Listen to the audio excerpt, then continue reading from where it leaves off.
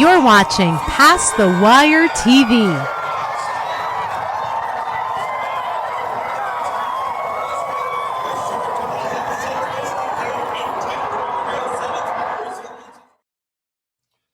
Ciao tutti.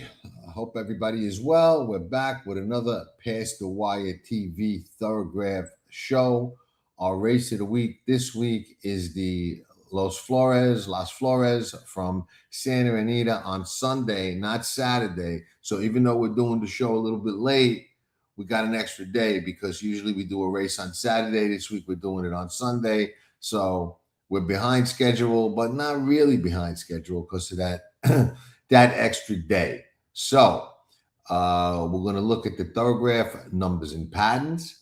We're going to take a high-level look at the past performances and see if we could see who gets the keys to the AMG.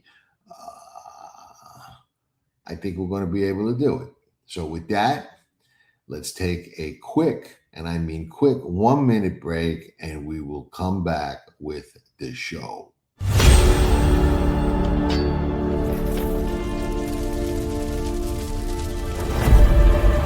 Look at these two juveniles going at it, and it is Forte. It is Forte in front. Forte on to victory here in the Grade 1 hopeful.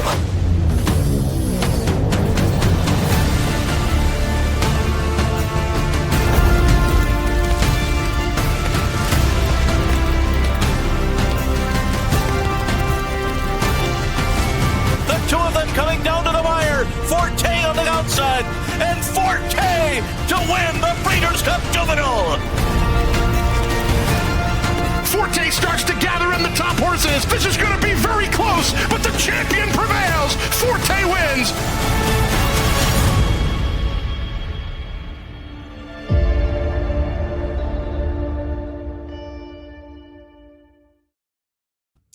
All right, we're ready.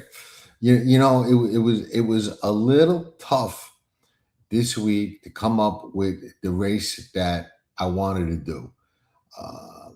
I looked all over the place, and nothing really grabbed me as a race that we wanted to do. I like to keep it to the stake races because a lot of people request them, and people follow them, and they're kind of the most, lack of a better term, popular. But there was nothing this week that really jumped out and said, "Wow, what a great race! What a field! What excitement! A lot of interest in this horse, that horse, or the other horse." So, I keep it real, and it was a little challenging. So I came up with this race because I thought it was the best of the lot. And I thought that it could wind up revealing as far as the numbers and patterns go. For the most part, they've been spot on and a great tool since we've been doing this. We've had a couple of flops. A couple of them were from my misinterpreting or misreading something,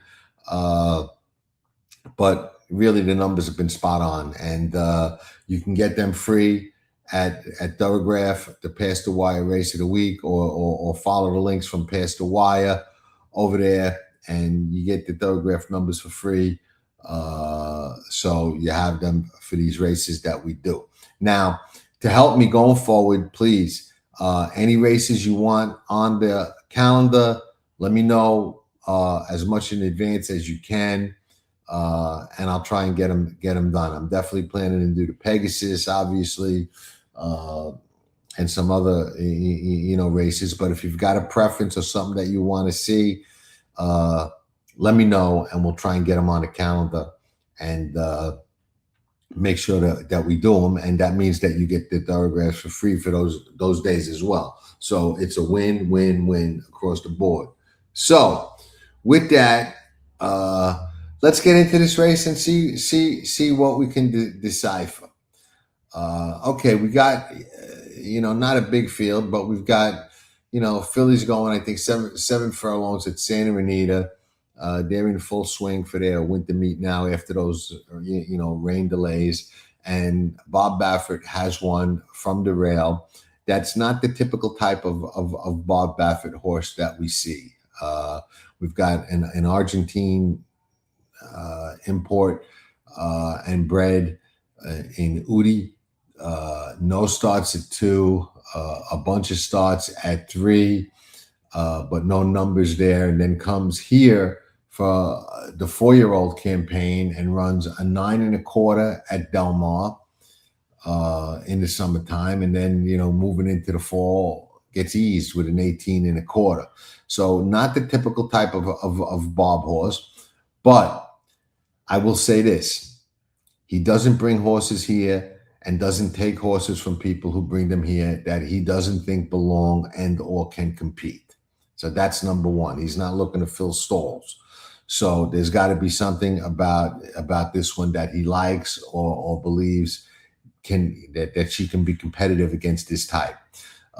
She comes back off a freshening and an eased race and comes back in a stake. Tells me that she's going to be a different horse. Now, a lot of people don't realize this. Most of you do. Some of you do, but a lot of people don't. The South American imports, no matter where in South America they're from, they take a while to acclimate. When I had Paulo Lobo on the show, he explained in great detail why that is, and the different hemisphere and the different training and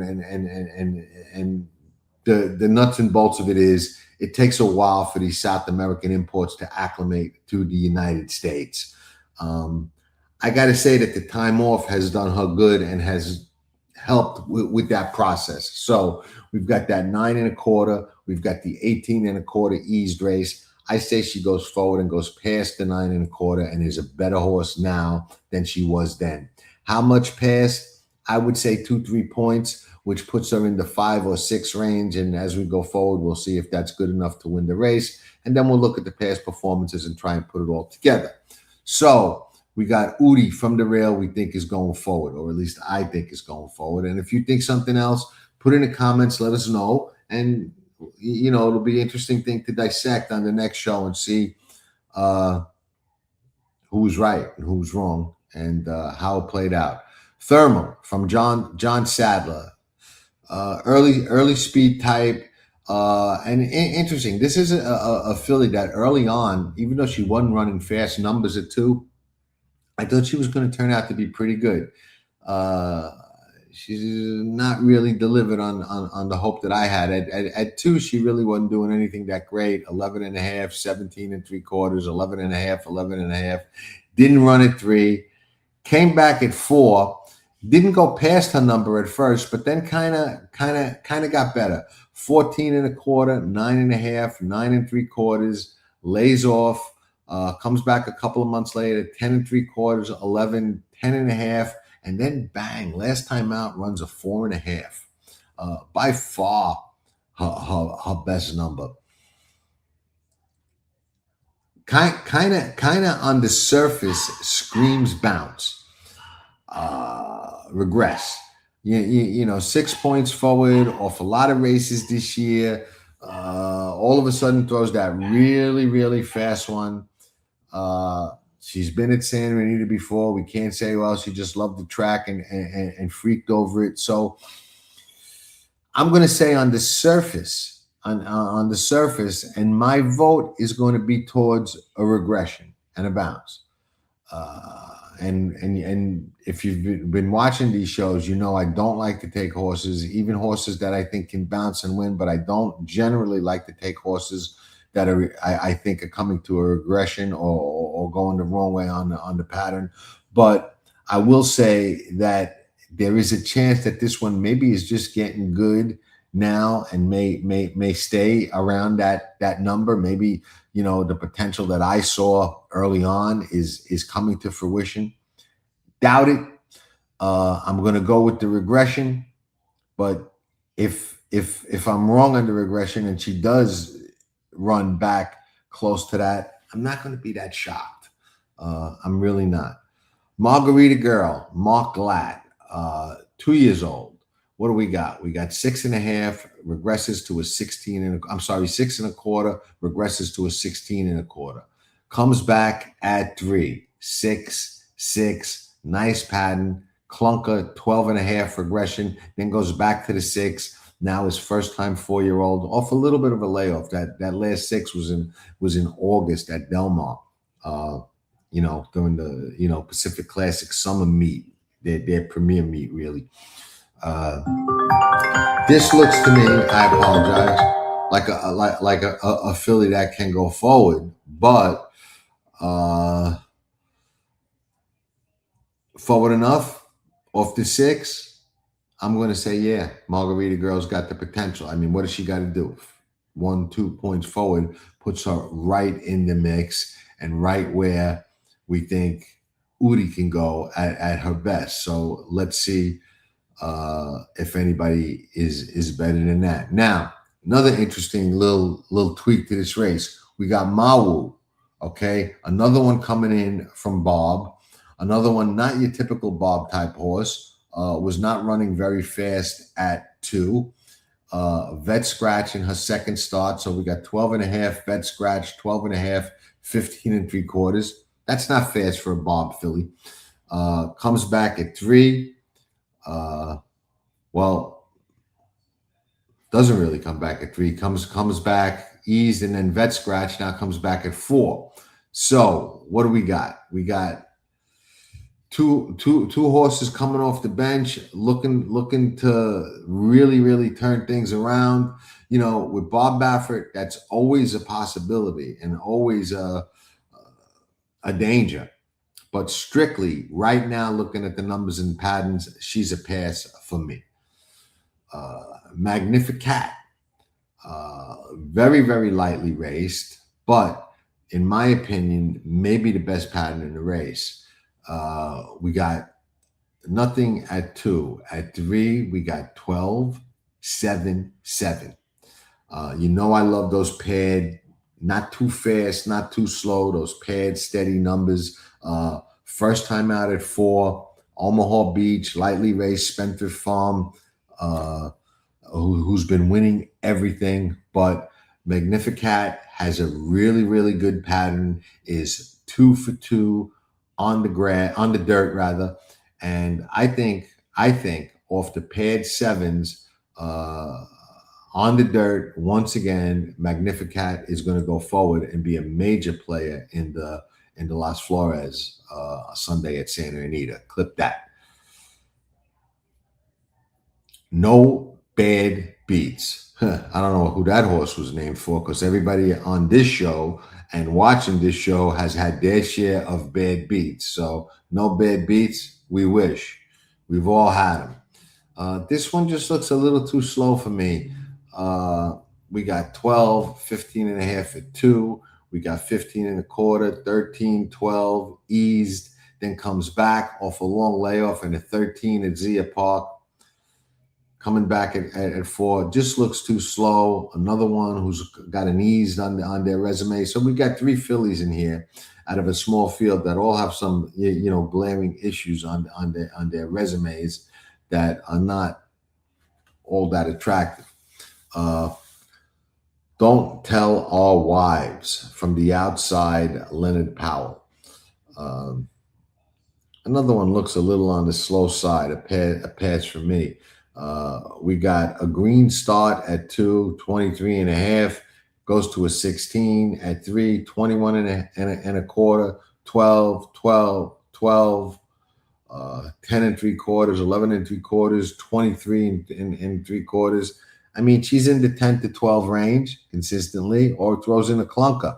I don't see anything that tells me she's going to go forward past that. Probably, fresh. Probably run somewhere between that 10 and 12, not nearly fast enough to win this race unless nobody shows up but her, and I don't think that's going to happen. So Don't Tell Our Wives is a nay. No Bad Beats is a nay. Magnificat is a yay and a half for me in here. Mawu, got the Bob Baffert factor. Never, ever, ever to be underestimated unless you hate winning. But I'm going to say no here. But again, not going to be a surprise. Margarita girl, extremely dangerous in my opinion. Probably the main, her and Magnificat to me are going to be the ones most likely to be fighting this out. Thermal's got that fastest number in the race. I'm sensing a regression. If I'm wrong, she's a player, but I'm going to stick with my gut and say nay. And then we got Udi, who is probably, of all of them that we discussed that have iffy things, is probably the biggest question mark, but also, in my opinion, the most likely that can surprise over the ones that were voted nay. And I'm going to not even say yay or nay. I'm going to say she's a huge question mark. She's a South American import. She's had the time to acclimate and get better, and she may just do that. We'll find out on Sunday. But if Bob's running her here and takes her in that shed row, there's definitely a reason. So until she proves that somebody made a mistake, I'm going to say she's a significant question mark, if that makes any sense. And I'd like to be more definitive, but we can't. So let's get to the past performances and see if we could rev this thing up a little bit and maybe, just maybe come up with one of these and figure things out and see what we got here. So Udi, we looked at on the past performances. She's owned by Sheikh Mohammed bin Khalita Al Maktoum. So she's got some deep pocket connections. Obviously, she's in Bob's barn. The two races here, she got, she was second in an allowance race to Splendora, another one of Bob's horse. I'd say she held her own going 6 furlongs in that Del Mar race. And then, the next race is just eased 30, a complete toss. Comes back going 6. I said 7 furlongs earlier. My bad, 6 furlongs. Again, she didn't look all that great in Argentina. They brought her here. Somebody believes in us. Somebody thinks something. Her workouts are very, very good. She's got the patented, 112 Bob Baffert, workout. One of them at least. Sometimes I like to see 2 with a horse like this, but she's got one. And I don't know. Should be a little bit of a surprise, but not a shock. Thermal. Okay, when we look at the past performances, Thermal's 4 makes a lot more sense. And this is why you use a tool and you combine it with all of your handicap and not just isolation. Because when we look at it, we see, all right, where did that number come from? You know where it came from? She got off the grass onto the dirt. Okay, so she hadn't been on the dirt since July and August of 2023. That's a little bit more than yesterday. So back on the dirt, all of a sudden she shows a ton of speed, goes wire to wire, and runs an extremely fast number. That kind of negates that bounce thing. Okay, now there's a reason why. And we saw that race was on the dirt, on the Thorographs, but I just wanted to discuss it on the past performances because it just kind of jumps out at you more so there, I think. But in any event, it's 6 of one and half a dozen of another, and we do know the reason that she run that 4. So now maybe we got another major contender in this race that's run faster than anybody else. So they're all going to have to go faster. Margarita Girl's going to have to turn that 6 into a 4. Magnificat's going to have to turn her 7 into a 4. And if Thermal goes forward off the 4, then we may have a problem. And it looks like looks like that she's got the lead here. So she becomes awfully tough. Margarita Girl has got a great pattern, but although she ran against winners while still a maiden and ran a very credible second, getting the lead in the stretch and getting nailed, she did come back and lose 2 maiden races, one of them to Usha, who can be a monster at times and, ran off that day. But she's coming off a race in August at Del Mar where she just broke her maiden, getting thrown into horses that got a little bit more experience with a little bit tougher horses. That's going to negate her for me. So I like her Thorograph pattern, but I don't like her past performances the way they stack up here. So she becomes an A. So now we really got, down to 2. Mawu eased back in January of 2025 in the Santa Ynez. Before that, did not run that well in the Starlet. One first time out and really has gone the wrong way since then. This one needs a complete turnaround. Possible, yeah. I'm going to bet against it. Magnificat has got that great pattern. She's 2 for 2 on the dirt. Her turf race, she only lost, by a head, so she's never really run bad. She's 2 for 3 with a tough second. I think she's extremely, extremely dangerous in here. Now, she's on the outside. Thermal is on the inside, so I think Thermal's going to get the lead with Barrios, who's very patient and a very nice, good hands type of rider. I think she'll be stalking her, and I think those two are going to be tough for anybody to reel in. No Bad Beats looked too slow on Thorograph and looks not nearly good enough on the past performances to get me to even consider changing my mind. And the same for Don't Tell Our Wives. So to me, barring a Bob Baffert surprise, which I think is always possible, and in this particular race, more likely from the Argentinian filly than the other filly. But Bob's fooled me before. He's fooled himself before with these. But I think you've got the 2 fastest horses, 1-2 out of the gate, and probably 1-2 around the track. Is Magnificat going to be good and game enough to run down a very fast Thermal? I think maybe. If Mirko De Moro, who's riding very good, keeps her close, keeps her in the right spot, keeps her, just where you want to be, close enough to reel her in, and moves at the right time, I think Magnificat can definitely get to her and be awfully tough in this race. Clip that. If Thermal gets clear and goes wire to wire and repeats that 4 or goes forward off that 4, then very, very, very good chance that she takes these all the way and goes wire to wire. Clip that. So I really think it comes down to those 2. We will find out on Sunday. And again, this one was a tough week to find something that was really exciting to go after. So I apologize for that. But it does happen.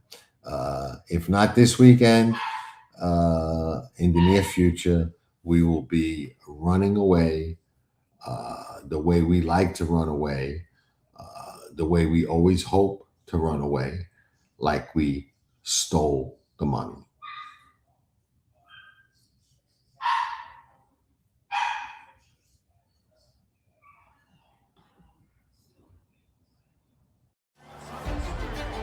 Here comes journalism, here comes sovereignty, and they square off, head into the final for sovereignty wins the Derby!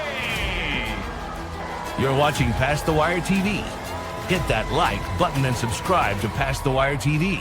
Nobody does it better.